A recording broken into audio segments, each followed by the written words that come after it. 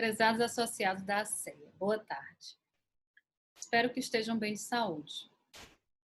Meu nome é Natália Hervedosa, advogada, formada pela Universidade Federal do Ceará. Eu sou mestre em Direito Constitucional e doutoranda em Ciências Jurídico-Econômicas pela Universidade de Coimbra. Há alguns anos, meu sócio Paulo Hervedosa, que também é meu pai, advogado e engenheiro aposentado da Caixa, vimos conjuntamente conduzindo ações com o objetivo de enquadrar os engenheiros e arquitetos da Caixa no então novo PCS 98. Dos enquadramentos, decorreu o dever de aporte das reservas matemáticas à FUNCEF relativamente às diferenças salariais efetivamente devidas pela Caixa aos seus empregados reclamantes. No cumprimento das sentenças quanto a esses feitos, a Caixa foi obrigada a transferir à FUNCEF o valor aproximado de 80 milhões de reais. Pois bem, em face da expertise adquirida quanto às questões previdenciárias que envolvem Caixa e FUNCEF, fomos procurados por empregados da Caixa com vistas ao patrocínio de ação judicial, inicialmente adstrita à utilização de tábua de sobrevivência desconforme no momento do saldamento, o que ensejou o déficit no fundo previdenciário. Para o patrocínio dessas ações, fomos instados a aprofundar estudos na matéria, o que nos permitiu êxito em diversos juízos federais de primeira instância. O manejo dessas ações findou por nos apresentar a um espectro mais alargado quanto às diversas causas do déficit instalado nos planos de benefício da FUNCEF. Fato este que nos instigou a empreender estudos técnicos ainda mais abrangentes. Seguimos inicialmente a trilha mais óbvia, que era aquela que tanto a FUNCEF quanto a Caixa queriam fazer acreditar que fosse a razão do desequilíbrio atuarial do fundo, as condutas investigadas pelas operações Greenfield e os investimentos na Sete Brasil. Após nos debruçarmos sobre os inquéritos e também sobre um mar de documentos disponibilizados sem nenhuma dificuldade pela Caixa e pela FUNCEF acerca do tema, concluímos que as quantias envolvidas nos processos eram irrisórias ante a vultosidade das cifras que originaram os planos de equacionamento da FUNCEF. Foi então que buscamos adquirir documentos junto à Caixa e à FUNCEF de onde pudéssemos extrair as reais causas do déficit, ocasião em que tivemos que lançar mão de instrumentos legais que forçasse o governo federal a fornecê-los, porque a Caixa e a FUNCEF, injustificadamente, se recusaram à entrega.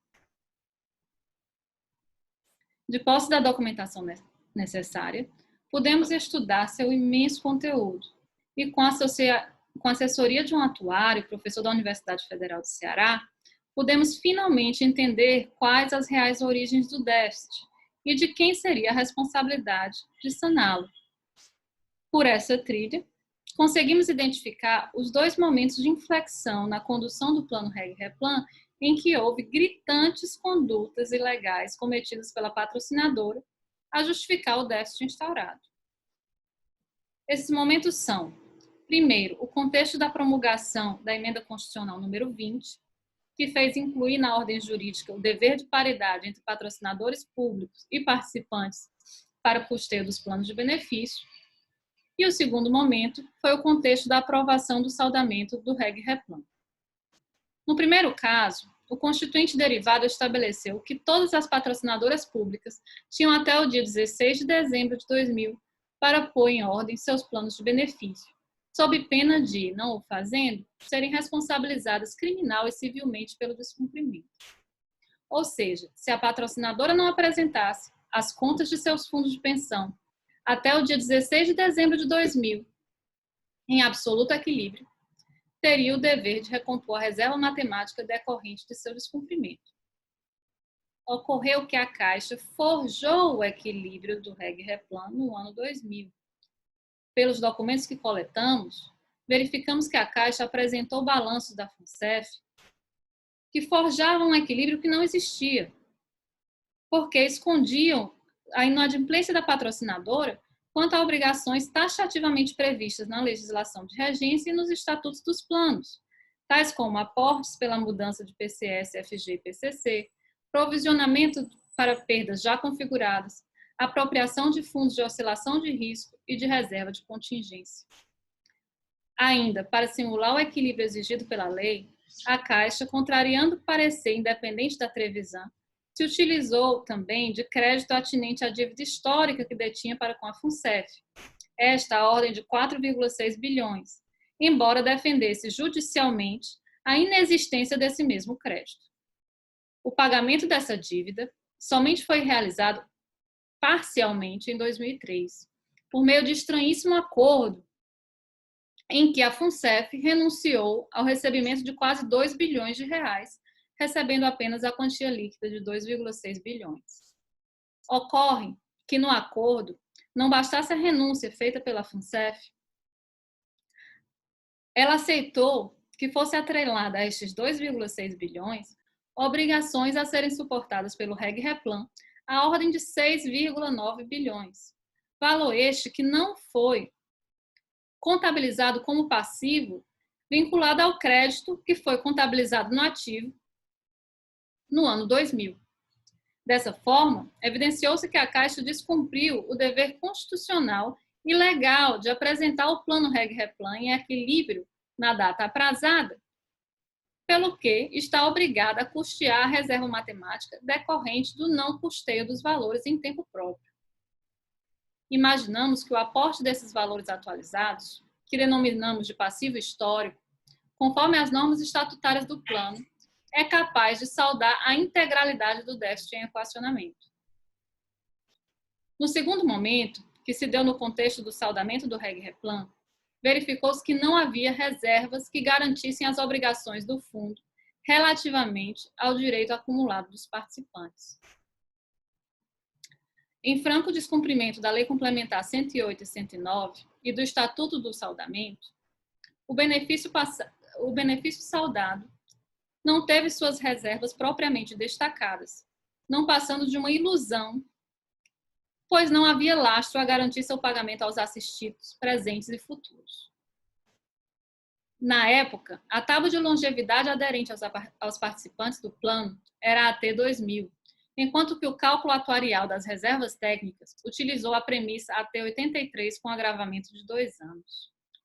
Ciente de que essa desconformidade deliberadamente implementada pela patrocinadora não passou desapercebida pelos participantes por meio do seu grupo de trabalho, a Caixa se comprometeu com a FUNCEF por meio de ofício remetido pela empresa pública que utilizaria a tábua AT83 sem agravamento e custearia a adoção da tábua AT2000 para o benefício saldado. O mesmo compromisso foi amplamente veiculado pela nota urgente número 6, com o objetivo de angariar o maior número de adesões ao saldamento, uma vez que até então o número de opções de adesão restava incipiente. Na mesma esteira, a rentabilidade dos ativos do REG-REPLAN, considerada no processo de saldamento, foi de 6%, quando a rentabilidade aderente aos ativos do fundo já era de 5,5%. Dessa forma, para conseguir seu objetivo, pelo menos em tese criminoso, de simular um equilíbrio necessário e indispensável para levar a cabo o processo de saldamento, a Caixa ardilosamente subdimensionou o passivo, que são as obrigações do fundo em face da garantia de pagamento dos benefícios saldados, enquanto inflou os ativos do plano, superestimando a rentabilidade de mercado dos investimentos implementados, para enganar a entidade reguladora, dando a entender que havia suprido a exigência legal de observância aos direitos acumulados dos participantes. Essa diferença de cálculos de reservas de benefício saldado, só para o plano REPLAN saldado, importou no destacamento a menor de reservas a ordem de 6,64 bilhões, sem falar na diferença nas reservas de migração para o REB, que ocorreu sob a premissa AT49. Na época do saldamento, vigia a previsão de normativo, segundo o qual a responsabilidade pela utilização de tábuas de longevidade inadequadas à massa de participantes e índice de rentabilidade desconformes com os ativos do plano seria exclusivamente da patrocinadora. A responsabilidade também tem esteio no dever de observância de uma série de outros parâmetros previstos nos regulamentos dos planos, tanto quanto na legislação, doutrina e jurisprudência de regência. Sem falar no descumprimento pela patrocinadora do princípio da boa-fé objetiva, do ato jurídico perfeito, da transparência e da pacta sunt servanda, todos expressamente previstos no ordenamento jurídico nacional. Ao longo do desenvolvimento de nossa tese e das discussões com associados, algumas dúvidas surgiram acerca de questões como o princípio da paridade e também quanto à possível prescrição. Acerca dessas questões, esclarecemos que temos logrado êxito no âmbito das ações em curso, na defesa do afastamento ao caso concreto tanto do princípio da paridade quanto da prescrição, com supedâneo em larga jurisprudência dos tribunais pátrios. Outra dúvida suscitada diz respeito à eventual sucumbência em caso de improcedência da ação. Essa preocupação dos associados revela-se tendo em vista os valores envolvidos na lide. Explicitamos que a modalidade de ação escolhida, a ação civil pública, não sujeita os associados a custas, tampouco a sucumbência. Dessa forma, após ampla discussão que envolveu os associados de todo o Brasil, cientes das condutas ilícitas perpetradas pela Caixa e também de seu dever legal de reparar danos, os quais fez incidir sobre toda a classe economiária, apresentamos os documentos e os normativos à diretoria desta associação, que deliberou pela contratação de nosso escritório para defender os interesses de seus associados. Somos gratos pela confiança, ao mesmo tempo em que nos comprometemos a envidar todos os melhores esforços para que nossa expertise possa fazer a justiça necessária à pacificação da situação que tanto aflige os participantes da FUNCEF. Para que todos vocês possam ter a tranquilidade de gozar dos benefícios para os quais contribuíram por toda a vida laborativa. Agradecemos a atenção e nos prontificamos a esclarecer todas as dúvidas durante o fórum de discussão aberto no momento da Assembleia Geral Extraordinária da ASEA. Até logo.